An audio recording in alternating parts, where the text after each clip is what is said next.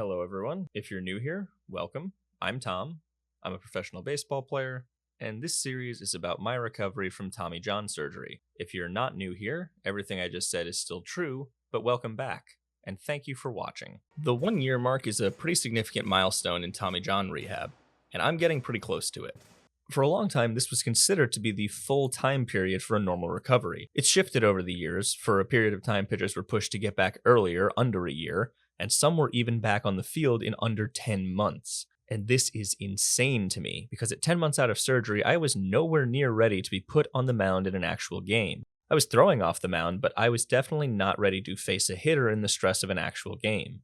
Eventually, the pendulum started to swing the other way, and the average time got longer and longer, peaking at around 18 months around the time Matt Harvey got Tommy John in 2013. Then, everyone sort of realized that we've maybe gone a little overboard on being cautious, and the average recovery time has come back down closer to a year. It's still higher than that, but a year is still a good benchmark. In the throwing program I've been using, the one the Mets gave me, a quote-unquote perfect recovery would put you back in games at just over a year, about 53 or 54 weeks. So here I am, approaching that milestone. Have I had a perfect recovery? No, absolutely not. I was briefly concerned that I wasn't going to start throwing on time, I strained my bicep, I dealt with a weird shoulder/lat thing at one point, and just this week, to start off week 51 of my rehab, I thought that I had messed something up yet again. And let me tell you, I was very concerned. Especially since the deeper you get into the rehab process, the more it sets you back if you have to deload and take time off, since you have a much higher ceiling to build back up to. I was throwing a bullpen on a Monday, tried to get outside, enjoy the weather, maybe even get used to wearing cleats again, And in the last 5 to 8 pitches, my arm started to get sore on the inside of my bicep, sort of near my elbow. I don't normally get sore while I'm throwing, so I was definitely a little thrown off. There, do you see that? That's me reacting to it and trying to feel it out. I finished out the pen normally, and then shortly after I was done, it got really sore, like way more than normal. Which is sort of what happened when I strained my bicep. I freaked out about it for a bit, as one does, and then got up the next day to throw lightly and see how it felt. It was slightly improved, so that was a positive. After that, I went to see my PT, and he didn't seem nearly as concerned about it as I was after he checked it out, so I was reassured there, but I still took the rest of the week with a lot of caution. The initial plan for the week was to throw live on Friday, and it is currently Tuesday, and we have to do sort of a risk calculation here. If my arm feels better by Friday and I can throw live, perfect, great, no deviation from the plan. If my arm just feels sort of okay on Friday, I could maybe throw a bullpen and then hopefully be back on track to throw live next week, only throwing the plan off by a week or so. But if my arm just feels sort of okay and I try to push it and throw live when my arm isn't up to it, I could really mess something up and have to deload, take time off, pushing everything back a month or more, which is really going to feel disastrous for me at this point in rehab. So after a few days of cautiously feeling it out, it was Friday.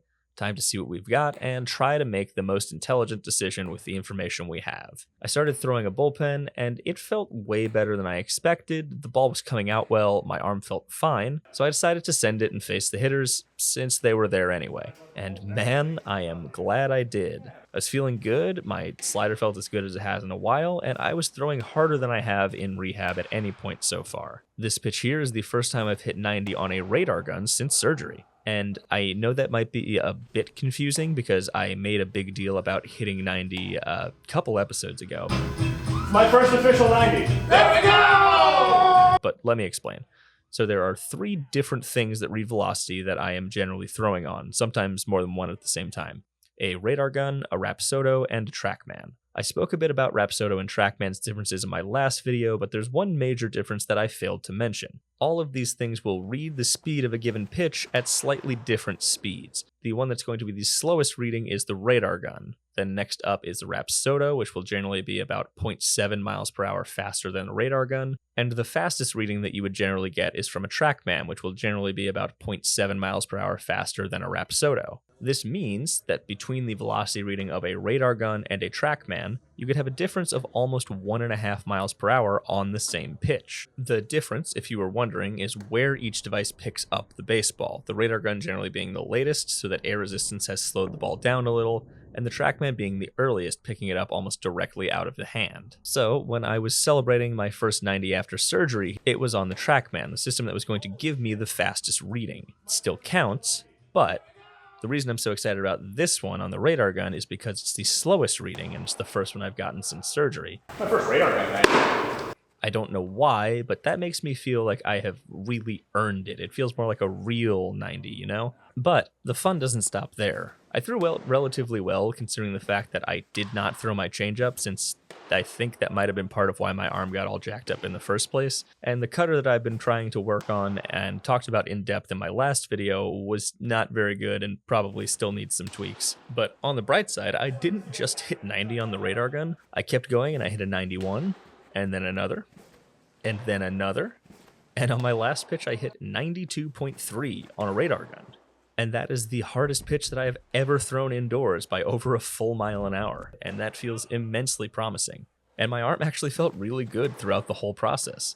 Now I just have to wait and see how it would respond, especially to the stress of a PR. And overall, it actually felt fine, which has been a real shock considering how bad it felt earlier in the week. And the plan now is we have to start slowly moving the live VPs that I'm throwing closer and closer. When you're dealing with a return to throw, or any throwing program really, there's 4 factors that go into the program, 4 knobs that you can adjust throughout the process to help get your arm back up to game strength. Overall volume, average intensity, peak intensity, and volume at peak intensity. Early in rehab, everything is at the lowest possible level. You start by slowly and carefully increasing the overall volume, while average and peak intensities stay relatively low.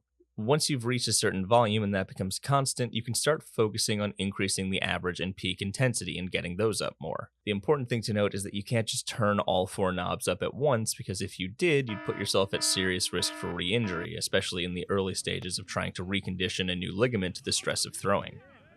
Now that I'm towards the end of my throwing program, I've built just about all of the volume that I need to. I've worked up to about what I assume will be the highest velocity that I'm going to achieve, unless my body has more PRs in it that I don't know about yet. And I've acclimated my arm to throwing at the peak intensity at the volume that I would generally be expected to. So what now? Now we have to start playing with the secret 5th dial, frequency. Since I've been throwing 1 bullpen and 1 live per week, I've had 6 days between facing hitters. This would be fine if I were planning on being a college starter and I was only required to throw once a week, but as a professional reliever, I'm going to be expected to be able to throw at least 2 or 3 times a week. So now I have to start gradually moving my live BP sessions closer and closer and seeing how my arm reacts to that.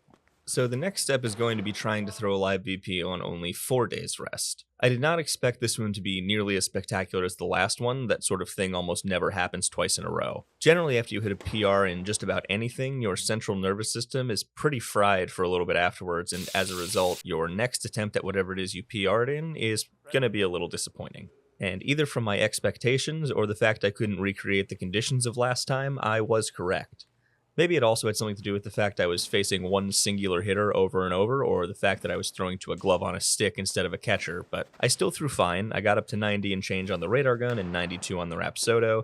Threw a pretty decent changeup out of a new grip that I'm working on, and a decent cutter or 2. Overall, a pretty good day under the conditions.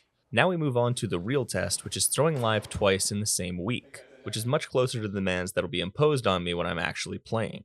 I'm curious as to how my arm and body are going to react to this, since I used to be able to pitch pretty much every day if I was needed to. In college, I threw in all 3 games of a weekend series multiple times. I threw both ends of a doubleheader once. I pitched 4 days in a row when I was in Cape Cod, and I went 3 times in 4 days a good few times in pro ball. But now, throwing twice in the same week feels like a daunting task, so I'm curious as to how my arm will respond to it, and how long it'll take to get back to the way I used to feel, that is, if I ever do. The first live of the week on Tuesday had some pretty mixed results.